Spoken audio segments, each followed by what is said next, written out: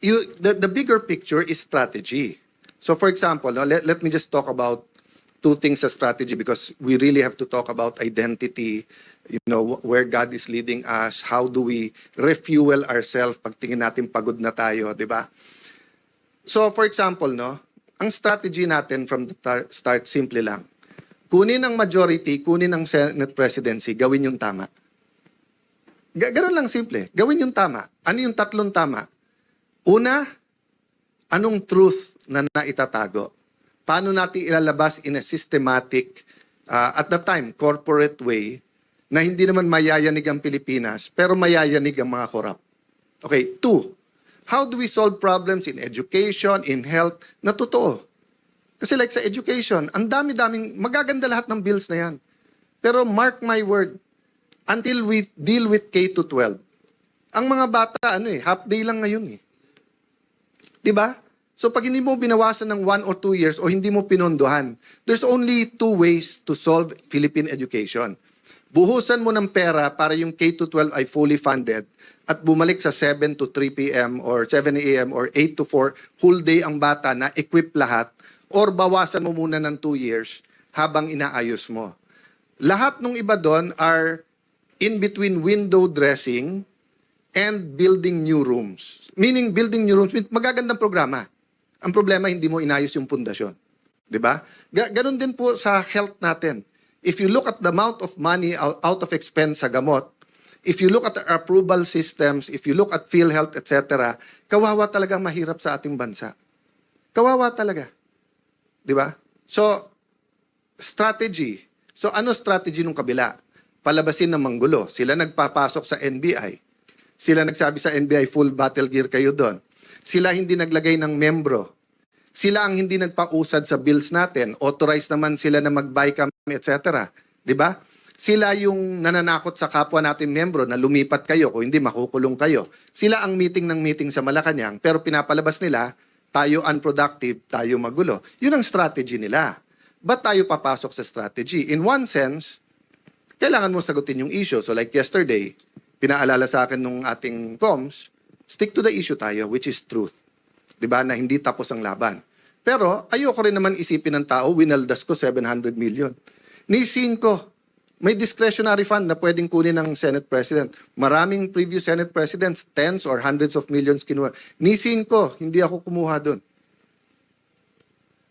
Tapos sasabihin nila, 700 million, ginastos ko. Tapos wala.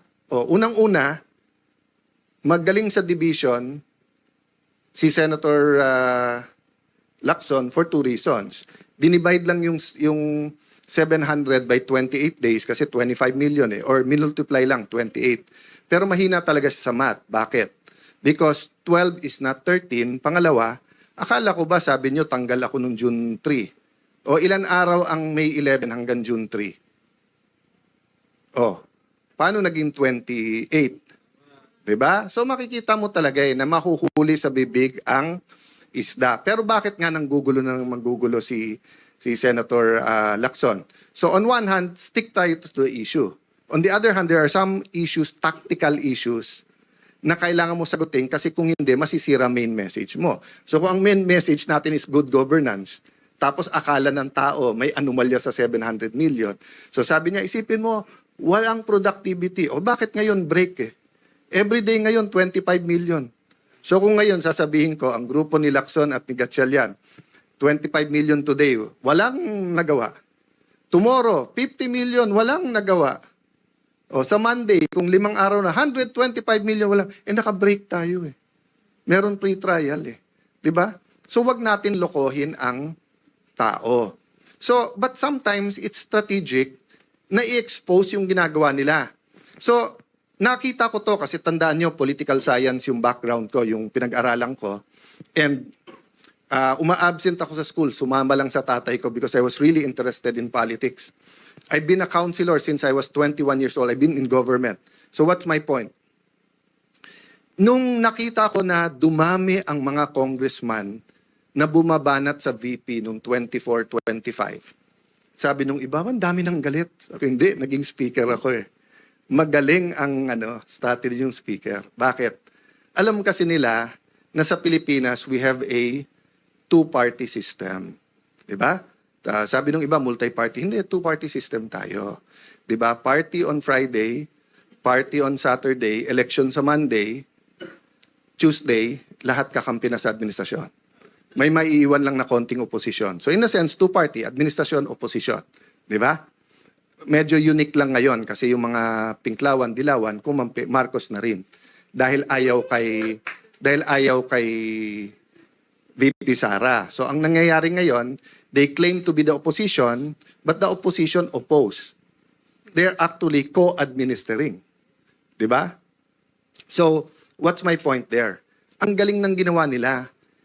Kasi pagka yung congressman hindi nagsalita ng mabigat versus VP Sara, alam nilang pagpalapit na or bumango, kakampi din nila o dalawa kakampi.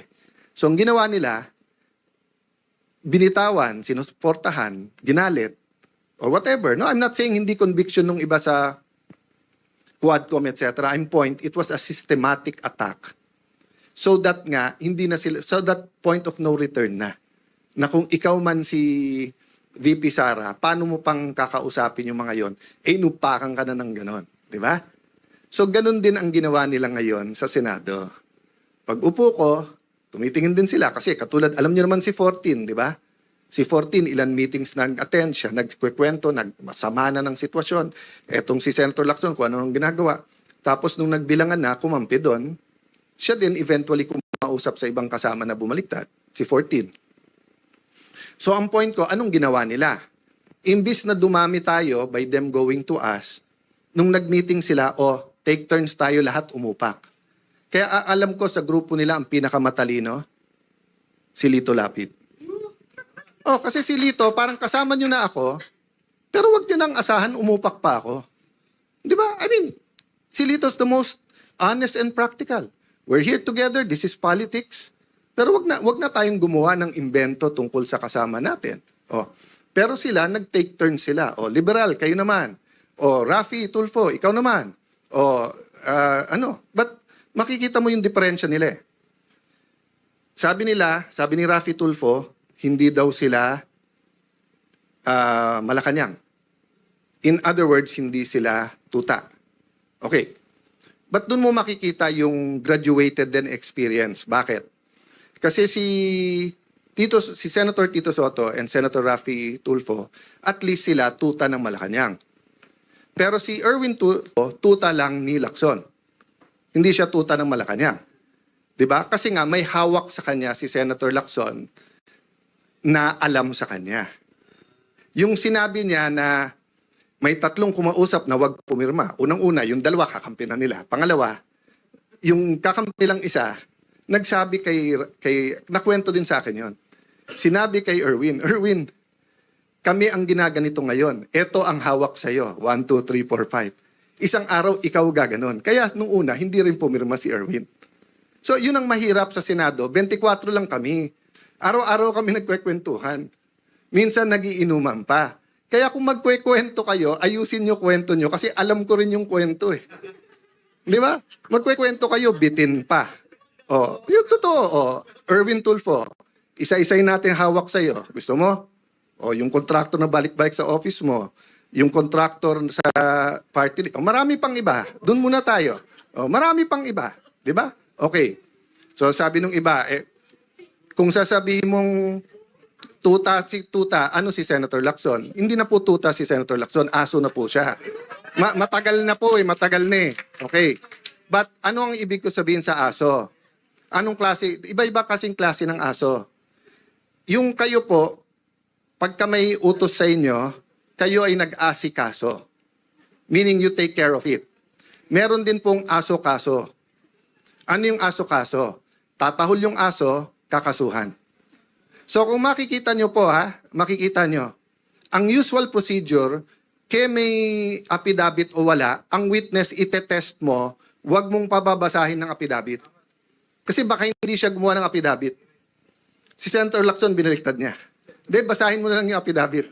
Hindi, sandali, payagan mo muna ang DOJ, kunin yung witness, gagawin yung affidavit. Pagbalik, basahin mo yung affidavit. Hindi po yun ang sistema. Nasaan yung mga abogado na kahit kakampi nyo sa Pinklawan, yung mga dean ng law school, nakita nyo rin yan eh. Noon time na yun, hindi pa panahon magsalita. Kasi akala natin, tama yung pupuntahan. Hindi eh. It's selective justice and some of it's not justice. Yung iba doon invento. That's why naiintindihan ko yung sakit nung isa. Nasabi niya, inosente ako pa kakasuhan, plunder pa. Di ba? So I won't go there because I don't wanna talk about that now. And pasensya na po kayo.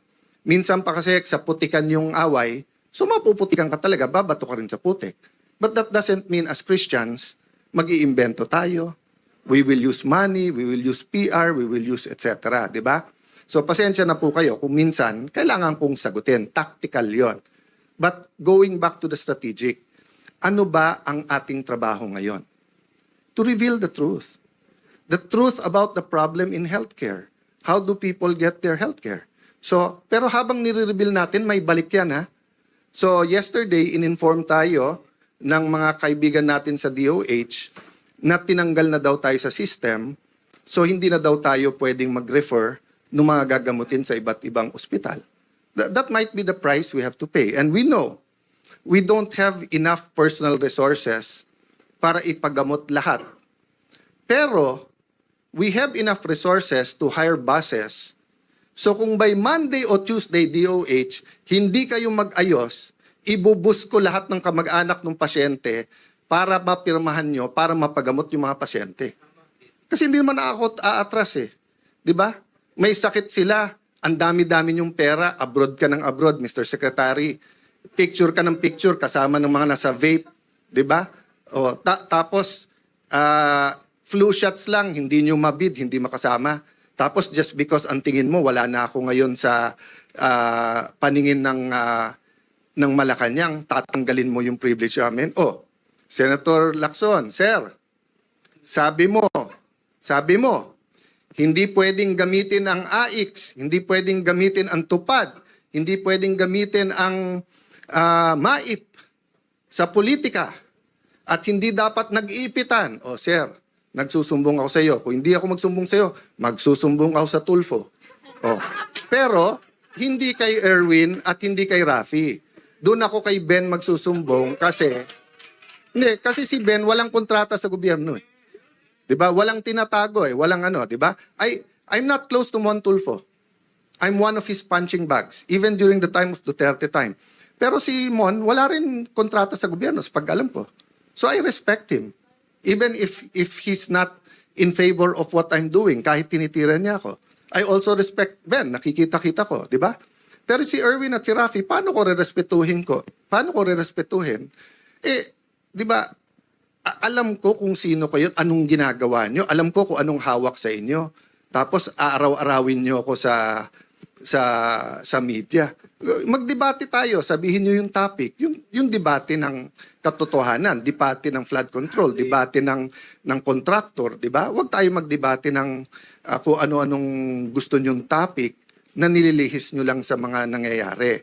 So again, mga kasama, tama yung narinig nyo, inuumpisahan na kami. Actually, to be fair ha, for a long time, Senator Amy and Senator Bongo, pinagtatanggalan din ng mga pondo.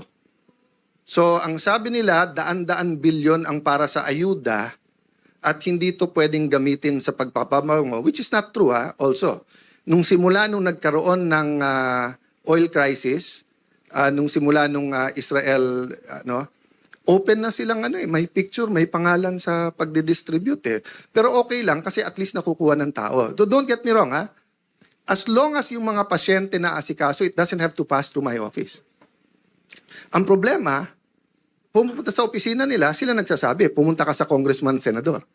Pagpunta naman nila sa congressman, senador, ay dito sa congressman na to kasi kakampi ng Malacanang.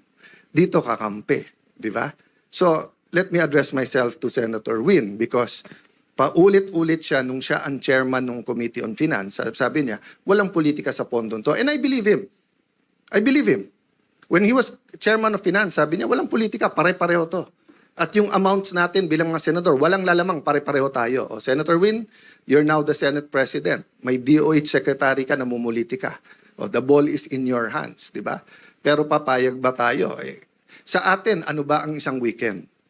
Pero yung may sakit na hindi matuloy yung CT scan niya, hindi matuloy yung MRI niya, hindi matuloy yung dialysis niya, that can be fatal. 'Di ba? So, sasabihin nyo, kami namumulitika. Yan ang ginagawa nyo. So, sorry. Mapupunta tayo sa politika because we have to fight the daily battles. But my point is strategy versus tactics. Daily battles versus the war. The war is really for the kind of Philippines we want. 'Di ba?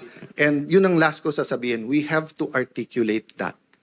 We have to articulate. So yung mga men and women of God na nandito ngayon na you will be speaking on those topics, pasensya na po kayo kung napunta ako sa daily battles. But that's what we're facing.